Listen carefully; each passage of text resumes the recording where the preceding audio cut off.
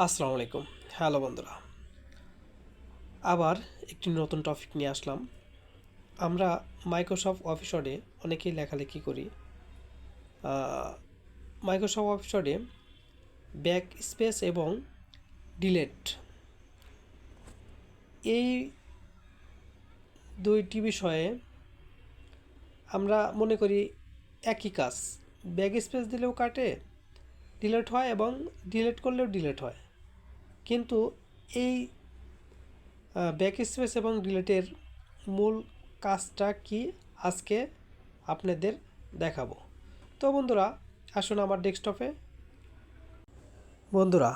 ডেস্কটপে কিছু টেক্সট লেখা দেখতেছেন, বাংলাদেশ টেক্সটাইল বিশ্ববিদ্যালয় বুটেক্স। তো আমি এই টেক্সট থেকে আপনাদের দেখাবো ডিলেট এবং ব্যাক স্পেসের কাজটা কি। আমি বাংলাদেশ টেক্সটাইল বিশ্ববিদ্যালয় এবং বিশ্ববিদ্যালয়ের মাঝামাঝি কার্সরটা রেখে আমি যদি এখন ডিলেটে চাপ দিই, তাহলে দেখবেন আমার লেখাটা ডান পাশ থেকে কেটে যাচ্ছে। দেখেন, ডিলেটে চাপলাম, দেখেন ডান পাশ থেকে লেখাগুলা কেটে যাচ্ছে। তো বন্ধুরা দেখেন, এই যে আমি চাপতেছি, দেখেন ডান পাশ থেকে লেখাগুলা কেটে গেল।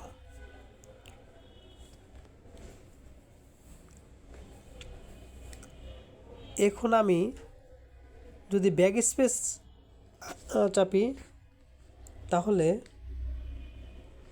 লেখাগুলা বাম পাশ থেকে কাটবে। তো বন্ধুরা, এই যে দেখেন আমি দেখাচ্ছি। তো বন্ধুরা, দেখতে পারলেন ব্যাক স্পেস এবং ডিলেটের কাজ। আজকের ভিডিও এতটুকুই। আল্লাহ হাফেজ।